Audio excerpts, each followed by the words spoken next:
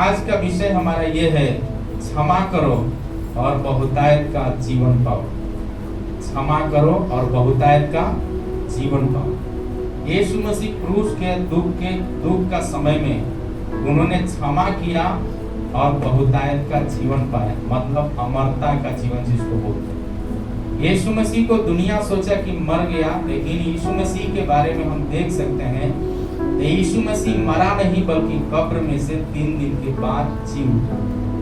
एक ही चीज कि जो परमेश्वर पिता ने जो उसको वायदा दिया, उस वायदा में वफादार ठहरा, इनकार नहीं किया, उसको स्वीकार किया। हमारा और आपका जीवन में भी ऐसा ही होने पाए इस वचन के द्वारा।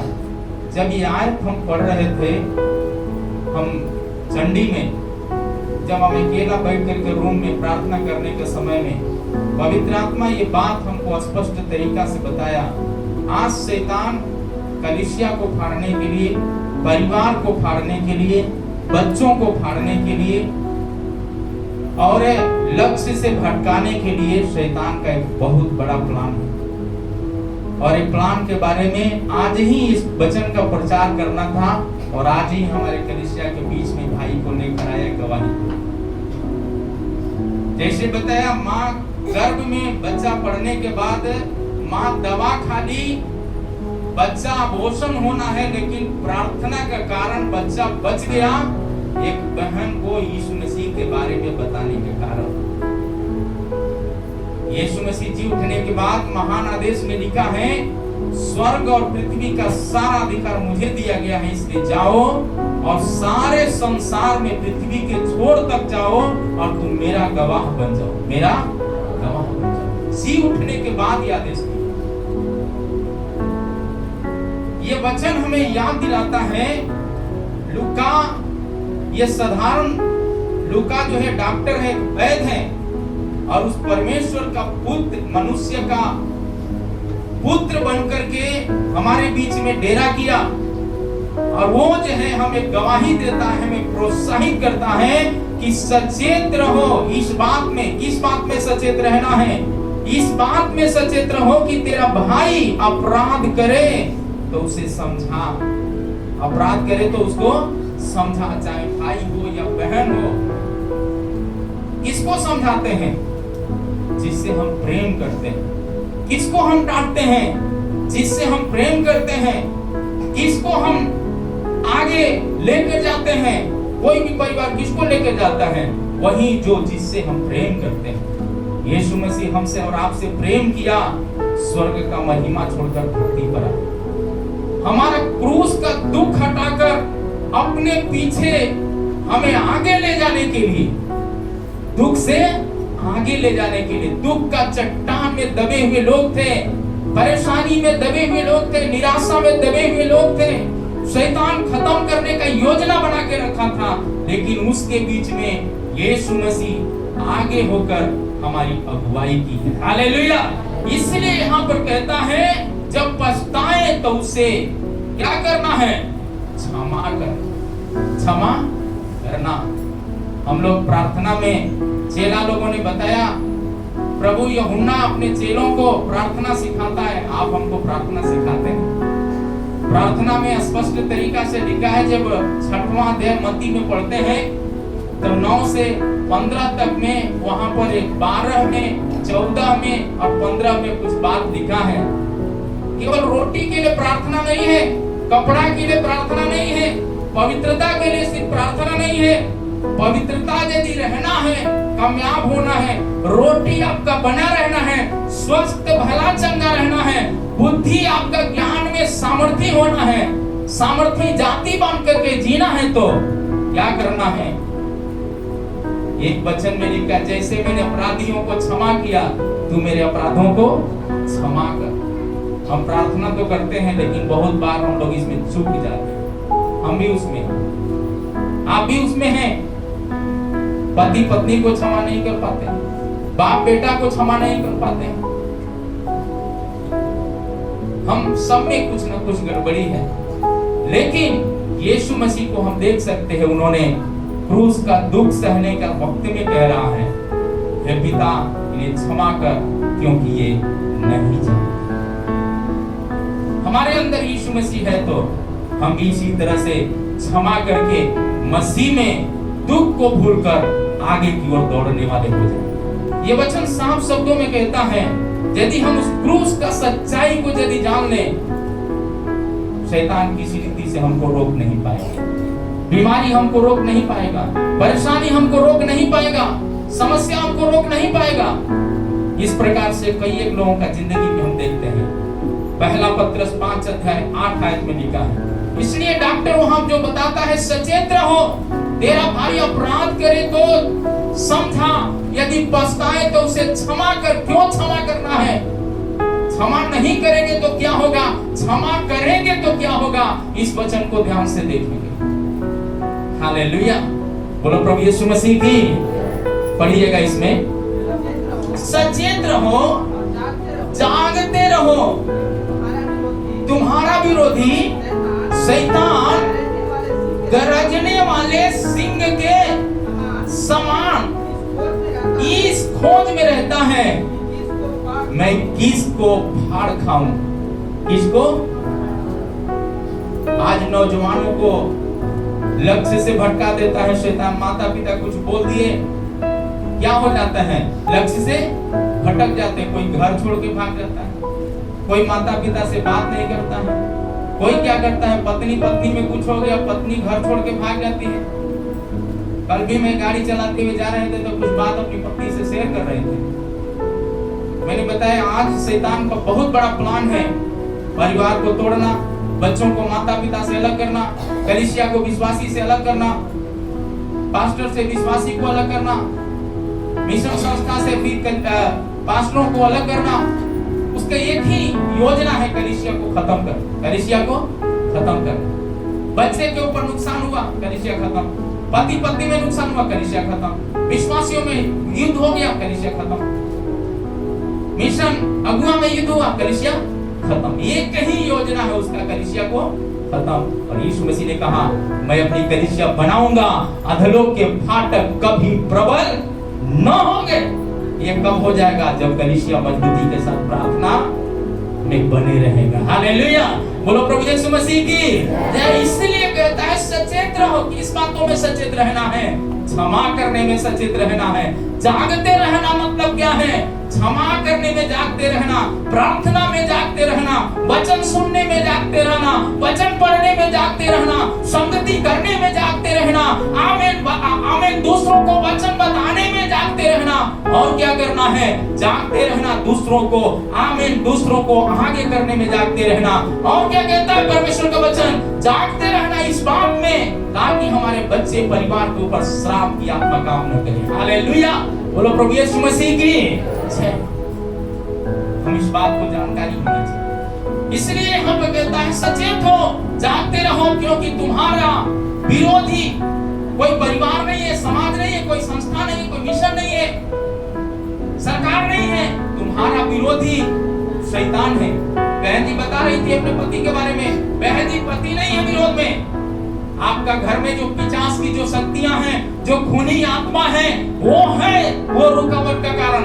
हम पति से गुस्सा नहीं करना, पति से हमको भागने की जरूरत नहीं है, घर छोड़ करके दूसरे जगह हमको जाने की जरूरत नहीं है, बल्कि मार खाना पड़े तो भी मार खाते हुए परिवार में रहकर प्रार्थना करने की जरूरत है। बोलो प्रभु यीशु मसीह की।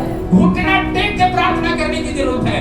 यदि आपको लग रहा है कि पति गलती कर रहा है, यदि लग रहा है हमें मान लीजिए हमें लग रहा है कि हमारा विश्वासी कोई गलती कर रहा है, तो क्या हम कभी ये वचन तैयार करने के समय में पूछ रहा परमेश्वर बता रहा है कि क्या तुम कभी उसके नाम पर एक दिन उपवास करके प्रार्थना किया? बहुत उपवास तो करते हो। किसी को लगता है कि मेरा बच्चा गलती कर रहा है, क्या बच्चे के लिए किसी दिन उसके नाम पर उपवास करके प्रार्थना किया? प्रार्थना करो ताकि उसके अंदर जो बैठा हुआ जो जाल है, जाल इस दिमाग में जो बैठा हुआ जो मकड़ी जाल है, वो जाल जब खत्म हो जाएगा तब ये घर का रौनक बदल जाएगा। बोलो प्रभु यीशु मसीह की। आमीन। पतरस ने पूरी रात मेहनत किया, लेकिन हालेलुया सेवार घास में आमीन फंसा हुआ जाल को खींच के थक गया। एक छोटी मछली नहीं पाया, सवेरा हो गया। आमीन। फिर भी जाल तो कैसे भी थका हुआ झाड़ रहा। लेकिन आपको मालूम है जब यीशु मसीह आया, सेवार निकाल के थक गया था, लग रहा था उसका मछली है। लेकिन तब उसका जिंदगी में आशीष आया जब यीशु आया, 153 बड़ी मछलियों को दिया। जहां हारा वही जगह पे जंग जीत लिया। बोलो प्रभु यीशु मसीह की। इसलिए आपका घर में कोई भी तबाही हो, आर्थिक तबाही हो, पारिवारिक तबाही हो, या आमीन रोग का तबाही हो, परेशानी हो, जरूर और आपका प्रार्थना जीवन मजबूत होने की चाहिए। बोलो प्रभु यीशु मसीह की। जब ये काम आप जब करेंगे तो इस बात को याद रखिए, शैतान किसी को फाड़ नहीं खा सकता, हार जाएगा। ले व्यवस्था का पुस्तक 19 अध्याय 17 आयत में पढ़िएगा। ले व्यवस्था 19 का 17 है जी। इसलिए कहता है बार बार इस बात को सचेत रहना, अपने मन में एक दूसरे के प्रति बैर नहीं रखना। पंचग्रंथ का पुस्तक का एक पुस्तक से परमेश्वर का दास मूसा के द्वारा परमेश्वर कहता है इस्राएलियों को कि कोई भी एक दूसरे के प्रति क्या करना, बैर नहीं रखना। चाहे पति पत्नी के प्रति हो, या बाप बेटा के प्रति हो, सास बहू के प्रति हो, आमीन हालेलुया, किसी के प्रति हो, बैर नहीं रखना। इसी में से निकाल कर क्या करना है, उसको हटा देना। क्यों बैर नहीं रखना? ये बात, बैर की बात कहाँ पर लिखा है? वो बात तो कौन सी बैर की बात है? जब आप पढ़ेंगे इफिसियों का पुस्तक 4 अध्याय 26 आयत से लेकर 29 आयत तक पढ़ेंगे। क्रोध तो करो, पाप मत करो। इस बात में सचेत रहना है। क्रोध करना गलत नहीं है, डांटना गलत नहीं है, झगड़ा करना गलत नहीं है, बाइबल बताते हैं। लेकिन उसको दिल में लेकर हमेशा के लिए बाहर नहीं रहना, बाइबल बताते हैं। मतलब क्या है? इसमें भूसा के जैसा भर के नहीं रखना। इसको साफ करके रखेगा, एक दूसरे से मिलकर रखेगा, बुद्धि पवित्र हो जाएगा, यानी परमेश्वर के साथ एक बहुत बड़ा रिश्ता बन जाएगा। यदि हम नहीं करते, इस बात को हम नहीं ध्यान करते हैं, तो क्या हो जाएगा? हम एक दूसरे को क्षमा नहीं कर पाएंगे, एक दूसरे को जय मसीह नहीं बोल पाएंगे, एक दूसरे से हाथ नहीं मिला पाएंगे। फिर क्या हो जाएगा? ये बात यहाँ पर लिखा है, क्रोध तो करो पर पाप मत करो। सूर्य अस्त होने तक तुम्हारा क्रोध, सूर्यास्त होना मतलब सुबह में झगड़ा हुआ, शाम तक वो झगड़ा खाना खाने से पहले खत्म होना। कुछ लोग झगड़ा करेंगे, खाना बंद नहीं खाएंगे। क्यों नहीं खाएगा भाई? बच्चा लोग बड़ा हंस रहा है, लगता है मम्मी पापा से ऐसा कुछ हुआ है ना? कोई बात नहीं। बहन लोग भी सोच रहा है पति से होता है तो हम लोग खाना नहीं खाते, ना बने को खाना, बड़ा गड़बड़ काम है ना।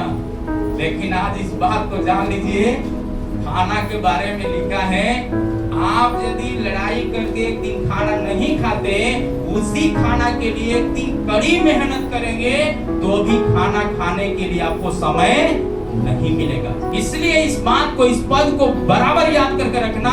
लड़ाई करिए, झगड़ा करिए, एक जगह बर्तन है तो टुकड़ो होते रहेगा, लेकिन इसका मतलब ये नहीं हम क्या है भाई लोग, हम भाई लोग भी ऐसे करते हैं। कभी कभी जब हम भी प्रभु को नहीं जानते थे, मेरे से भी ऐसा गलतियां हुआ है। मेरा पति सामने है, मम्मी कुछ बात बाहर से आते थे, कुछ बात बोलिए तो मम्मी को बोल नहीं सकते, तो परिवार को भी बोलने का अधिकारी है।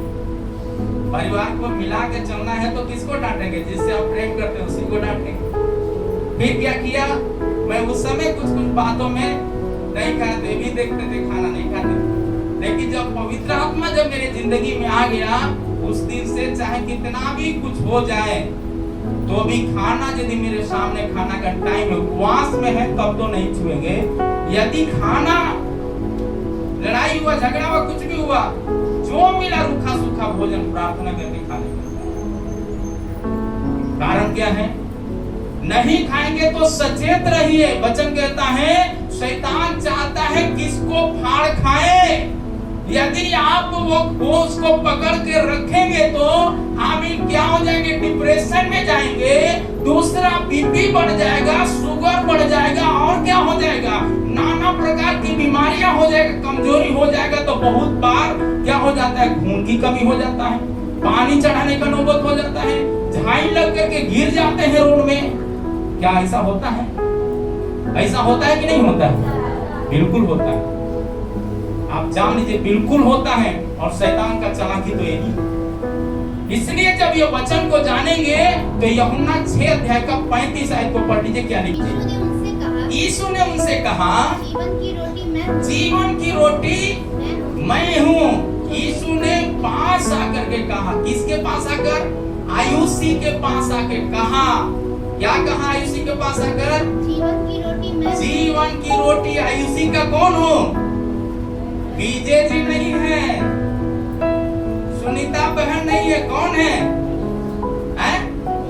परमेश्वर यीशु मसीह है। वो रोटी के जैसा है, अपना शरीर को 2000 साल पहले क्रूस के द्वारा क्या किया, उसको तोड़ दिया, ताकि जो खाए अमर जीवन पाए। हालेलुया, बोलो प्रभु यीशु मसीह की आमीन। अगली बातें क्या कहता है?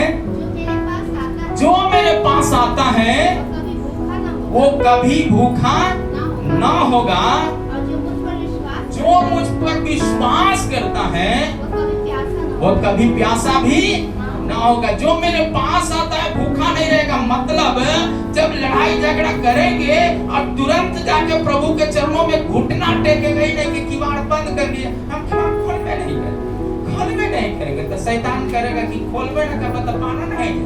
ये देखा जाए कभी लटका ना, कितना लोग लटक के लटक के ऐसा हुआ कि नहीं? ऐसा हुआ कि नहीं? ये संसार का ऊपर हाकिम जो बैठा हुआ है उसका एक ही उद्देश्य है, किसको फाड़ खाए, किसको फाड़ खाए।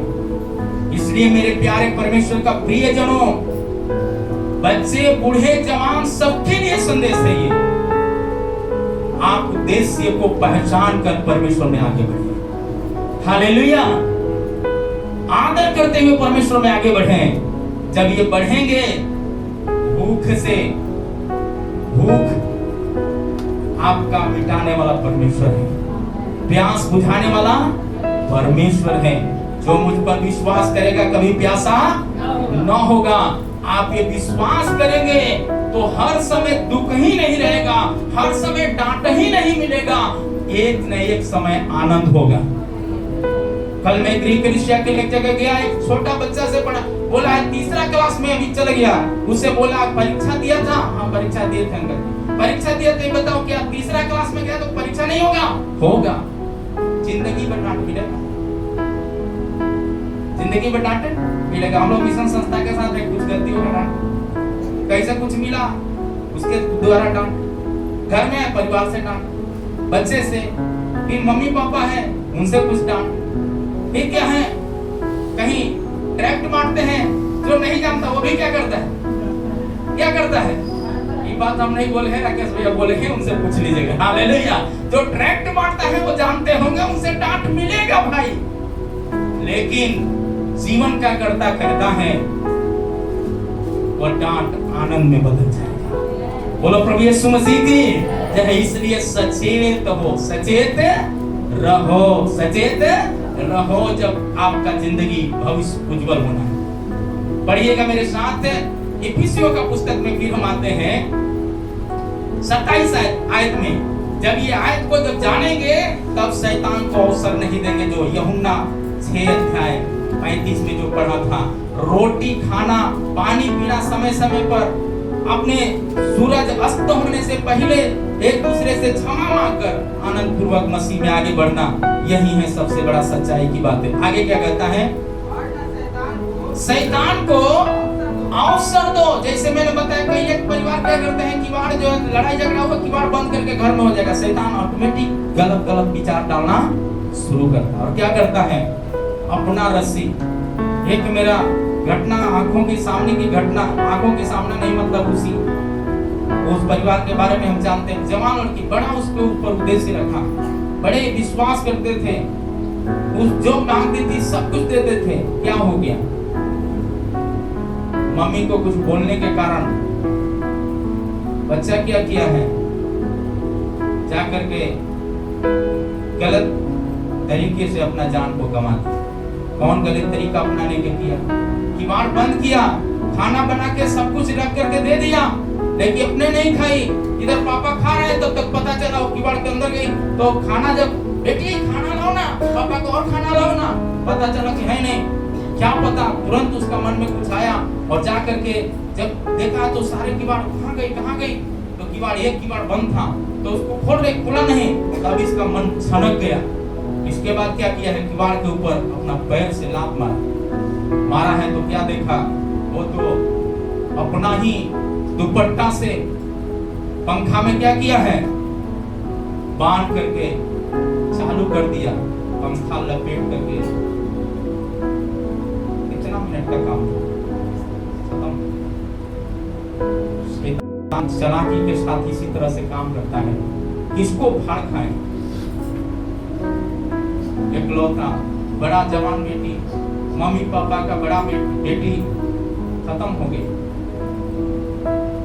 सब कुछ बताते हैं, सब कुछ टूट गया। सब अब क्या करना, बड़ा उम्मीद था उसके ऊपर, लक्ष्य था उसका, परिवार उसके ऊपर खर्च किया, बड़ा हर बातों में आज्ञाकारी रहा, लेकिन छोटा एक गलती के कारण थोड़ा सा डांट दिया, मम्मी डांटा, उसका दुरुपयोग क्या किया शैतान ने, गलत रास्ते में लेके चला गया। इसलिए सतर्क रहना, और कहता है शैतान को अवसर मत दो इन सारे बातों में। और 28 आयत में लिखा है,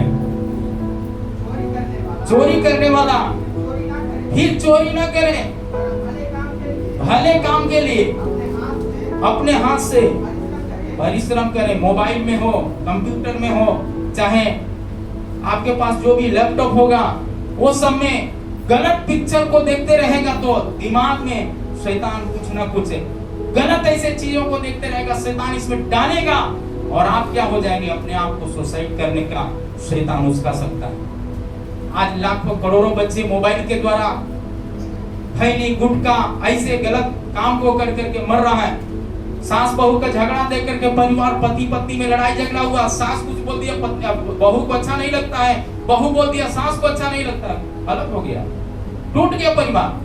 क्या परमेश्वर यही इसीलिए योजना बनाया, इसीलिए जोड़ा, दुनिया को इसीलिए बनाया? हम सब उसमें से अलग हैं। जब प्रभु न्याय के दिन जब ठहराए तो उसमें कलीसिया में आने वाले हर एक व्यक्ति को, यहाँ दुनिया कुछ हमें आदर दे या ना दे, लेकिन आप इस बात को याद करके रखना कि दुनिया बिगड़ा हुआ दुनिया में हम हैं, तो केवल परमेश्वर ये आवाज दे और बताए नूह के जैसा ये मेरा धर्मी परिवार है। बोलो प्रभु यीशु मसीह की। जो सपना में नहीं होगा ऐसा कार्य परमेश्वर आपकी जिंदगी से कर सकता। अगली बात क्या कहता, इतना ही नहीं बल्कि परमेश्वर का वचन साफ शब्दों में कहता है, इसलिए कि जिसे प्रयोजन हो देने को उसके उच्च हो। जब हम सह के पक्के हो जाते हैं तो परमेश्वर हमें देने के लिए बहुत बड़ा मुकुट रखा। यीशु मसीह सह के पक्के हो गया तो न क्रूस उसको अपने बस में कर पाया, न कब्र उसको अपने बस में कर पाया। यीशु मसीह जी उठा है और कहता है स्वर्गदूत वो यहाँ नहीं है, जिंदा को मुर्दों में क्यों ढूंढती हो, वो तो जी उठा है और जिंदा स्वर्ग उठा है। कहता है जैसे तुम जाते देखते हो वैसे एक दिन बादलों पर आते देखोगे। वो दिन का गवाही देने के लिए, इंतजार करने के लिए कलीसिया को दुल्हन के रूप में जब लेने के लिए आएगा, हम कभी झूठ ना पाए, इसलिए हमको क्या करना है, सचेत रहना। क्या करना है, सचेत रहना। हमारा प्रार्थना जीवन कमजोर नहीं होना, वचन पढ़ना कमजोर नहीं होना, संगति कमजोर नहीं होना। जब ये चीज हमारे जीवन में बना रहेगा तो क्या हो जाएगा, परमेश्वर का वचन कहता है, लोग कहते हैं तो कितना बार हमको क्षमा करना है, कितना बार क्षमा करना है। मत्ती 18 अध्याय 21 आयत में पढ़ेंगे तो मिल जाएगा कितना बार क्षमा करना है। पतरस के बारे में हम सब जानते हैं, पतरस आमीन जाल छोड़ के आया, नाव छोड़ के आया, बहुत तरह के मछलियां छोड़ के यीशु के पीछे आया। वो कहता कितना बार हमको क्षमा करना है, मेरा भाई गलती करता है, मेरा परिवार गलती करता है, मेरे लिए मेरा सब लोग मुझसे नफरत करते, कितना बार हमको सहना है करके बता रहा है। लेकिन पतरस क्या कहता है यीशु मसीह के सामने जाकर, यही बात शिकायत कर रहा है। क्या कहता है, पढ़िएगा। पतरस ने पास आकर उससे कहा, किसके पास, यीशु मसीह के पास आके कहता है, हे प्रभु यदि मेरा भाई अपराध करता है तो मैं कितनी बार उसे क्षमा करना। आगे क्या 7 बार? उससे कहा मैं तुमसे ये नहीं कहता 7 बार, 7 बार के 70 गुने तक क्या करना, क्या करना। बड़ा गड़बड़ काम है। हम एक ही बार में हड़ बचा जाते हैं, कभी कभी हमसे भी ऐसे हो जाता है ना। सब लोगों का जिंदगी में ऐसा है। हम अपने आप को जांचना, ये किसी और का नहीं, पतरस का नहीं, ये मेरा जीवन का गवाही है। हालेलुया। ये समर्पण के साथ रहेगा तो तब हम परमेश्वर में आगे की ओर बढ़ सकते हैं, परमेश्वर का वचन। दूसरा यूहन्ना का पुस्तक है 1:8 आयत में लिखा है, किसके विषय में चौकस रहो? अपने विषय में चौकस रहो। अपने विषय में चौकस रहो जी। जो परिश्रम हमने किया है उसको तुम गवा ना दो। उसको तुम गवा ना दो। जो यीशु मसीह परिश्रम करके क्रूस उठा के हमें पाप का कीचड़ से बाहर निकाला, अनुग्रह का सिंहासन के निकट लेकर आया, आमीन आमीन, सामर्थ से भर करके बाहर निकाला, वो अनुग्रह खो ना दे। हालेलुया। बोलो प्रभु यीशु मसीह की जय। वो विश्वास हम खो ना दे, वो संगति खो ना दे, इसलिए हमको क्या करना है, चौकस रहना। हालेलुया, चौकस रहना। आगे क्या कहता है,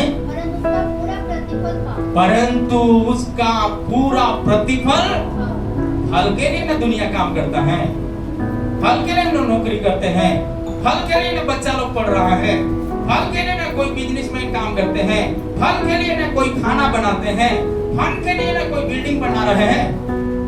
लेकिन यहाँ कहता है प्रतिफल पाना है।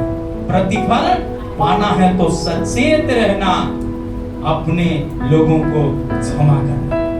बोलो प्रभु यीशु मसीह की जय। आमीन। अगली बात क्या कहता है, ये क्षमा कब ये हम करना जानेंगे, ये तब जानेंगे जब नीति वचन का पुस्तक 27 अध्याय 5 आयत को पढ़ेंगे। जी पढ़िएगा। हालेलुया। ये प्रतिफल के लिए डांट है या हमें प्रतिफल खोने के लिए डांट है, कब जानेंगे? नीति वचन का पुस्तक 27 अध्याय 5 आयत। खुली हुई डांट गुप्त प्रेम से उत्तम है। आप ये कभी नहीं सोचना है, चाहे मम्मी पापा डांटे, भाई बहन डांटे, या आपका बड़ा कोई भी परिवार डांटे, आप निराश हो जाए, उससे दूर हो जाए, नहीं, आप और उससे मिल जाए। हालेलुया। क्योंकि वो आपसे प्रेम करते हैं। वो आपसे क्या करते हैं? प्रेम करते हैं, तब डांटते हैं। और कहता है खुली हुई डांट गुप्त प्रेम से क्या है? उत्तम है। यहाँ 2 बहन लोग लड़ रही है, इसलिए हम डांटते हैं तो तू नाराज हो जाती है। हालेलुया। चिंता मत करो, ये सबका उत्तर इसलिए। मुझे भी कभी कभी नाराजगी हो जाता है, कभी कभी हमारा लोग जब हमको बोलते हैं तो बुरा लगता है, लेकिन आनंदित तब हुए जब ये वचन को बड़ा संतुष्ट। हालेलुया। जो हो रहा है मेरे भलाई के लिए। आमीन। तो ये कब हो जाएगा? जब परमेश्वर के चरणों में बैठते हैं, तब ये हमको मौका मिलता है कि परमेश्वर क्या दिखाता है। अगली बात क्या कहता है, जब ये चीज को जानेंगे कि उत्तम आशीष के लिए हमारा डांट है, उत्तम आशीष के लिए डांट है, उत्तम आशीष के लिए। आमीन। अगली बात क्या कहता है, इसलिए भजन संहिता 141 अध्याय 5 आयत को पढ़िए। धर्मी को मारे तो ये क्या माना जाता है? क्या माना जाता है बहन लोग, भाई लोग? क्या माना जाता है? कृपा माना जाता है। लिखा कृपा और सच्चाई तुझसे अलग न होने पर। ये धर्मी कुछ बोला तो क्या हो गया, ये कृपा के लिए है। आगे क्या कहता है, मुझे ताड़ना दे तो यह मेरे सिर पर का तेल ठहरेगा। मेरे सिर पर के क्या करेगा, तेल ठहरेगा। आमीन। तेल सिर पर क्यों रखते हैं, ये सिर पर तेल साधारण तेल नहीं है, पवित्र आत्मा का तेल उंडेलेगा परमेश्वर का आत्मा, पवित्र आत्मा का अभिषेक का तेल उंडेलेगा पवित्र आत्मा। हालेलुया। कब, जब धर्मी की आवाज को सुनने के लिए तत्पर हो जाएंगे तब। शामुएल को भेज करके दाऊद को परमेश्वर ने क्या किया, अभिषेक किया। कई एक लोगों का जिंदगी की गवाही है। उत्पत्ति से प्रकाशित वाक्य तक पढ़ेंगे, एक दिन में हम सब कुछ नहीं सीख पाएंगे क्योंकि हमारा समय लिमिट है। अगली बातें क्या कहता है, हाँ, उससे इनकार न करेगा। जब ये सच्चाई, जब हम जानेंगे, वचन को याद करके रखेंगे, इसको ये दिमाग में रखेंगे, दिल में रखेंगे, इसको हृदय की पट्टियों पर लिख के रखेंगे और दीवार में लिख करके ऐसे ऐसे वचन को रखेंगे, तब हमको कोई भी चीज बुरा नहीं लगेगा। ना बच्चे को बुरा लगेगा, ना पत्नी को बुरा लगेगा, ना पत्नी की बात पति को बुरा लगेगा। समझ में आया? ना टीचर की बात शिक्षक की बात बच्चों को बुरा लगेगा। कब? जब ये वचन याद करके रखेंगे। बोलो प्रभु यीशु मसीह की। ये वचन जब हम सेवक लोग भी याद करके रखेंगे तो कोई भी एक कुछ बोलेगा तो उतना बुरा नहीं लगेगा। थोड़ा समय के लिए बुरा लगेगा, लेकिन तुरंत वो समझ जाएगा कि नहीं, ये शैतान का प्लान है, तो घुटना टेक करके प्रार्थना करेगा और उसमें जंग में जीत जाएगा। बोलो प्रभु यीशु मसीह की जय। आमीन। अगली बात क्या कहता है, लोगों के बुरे काम करने पर भी प्रार्थना में क्या रहूंगा। हम लोग क्या करते हैं, कोई बोल दिया तो क्या करते हैं, बड़ा मजबूरी का भाई, पति पत्नी में लड़ाई झगड़ा हो गया, सामने बोलते ना हम बैठे ना कर रहा है, यानी कौन फंसा हमसे ये वचन जब दिमाग में प्रभु डाला हुआ था, लेकिन नहीं मैं समय नहीं था आपको, तो हम क्या कर रहे थे, सोचने लगे कि भाई ऐसे ऐसे काम हो जाता है, कभी कभी शैतान ने कमा के हट कर लेगा, बोलेगा हम करबे नहीं करेंगे, करबे नहीं करेंगे। ऐसे होता है कि नहीं होता है? अनुभव ये है, होता है। पति पत्नी एक साथ नहीं बैठेगा प्रार्थना में, बाप बेटा एक साथ नहीं बैठेगा, सास बहू एक साथ नहीं बैठेगा, बड़ा गड़बड़ काम है। शैतान की बात याद रखिए, इसलिए चौकस रहो। हालेलुया। दूसरा आयत में लिखा सचेत रहो, ये जानो कि शैतान हाड़ खाने के लिए ये सारा योजना उसके हाथ में है। उस योजना का ऊपर परमेश्वर अपने लोगों को भेजा है ताकि तुझे अभिषेक करे। बोलो प्रभु यीशु मसीह की।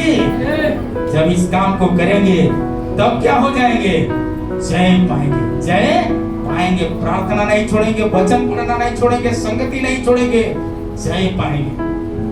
भजन संहिता 103 का 11 आयत में पढ़िए। जैसे आकाश पृथ्वी के ऊपर ऊंचा है, वैसे ही उसकी करुणा उसके डरवैयों के ऊपर प्रबल है। हालेलुया। मतलब उसकी ऊंचाई को कोई रोक नहीं सकता, न गरीबी, न बीमारी, न सतावट, कोई नहीं रोक सकता। क्या आप चाहते हैं उस पर जय पाने के लिए? क्या चाहते हैं जय पाने के लिए? यदि जय पाना है तो बीमारी आपको विश्वास से कभी पीछे नहीं खींच सकता, गरीबी आपको विश्वास से कभी पीछे नहीं खींच सकता, आमीन, लड़ाई झगड़ा कभी भी आपको पीछे नहीं खींच सकता, जब ये सारे वचनों को याद रखेंगे। हालेलुया। बोलो प्रभु यीशु मसीह की। तब आपका कटोरा हर समय अन्न धन से भरा रहेगा, जल से भरा रहेगा। अकाल का दिनों में आमीन, परमेश्वर आपका पालन पोषण करने में आपके लिए सामर्थ्य हाथ दिखाए। बोलो प्रभु यीशु मसीह की।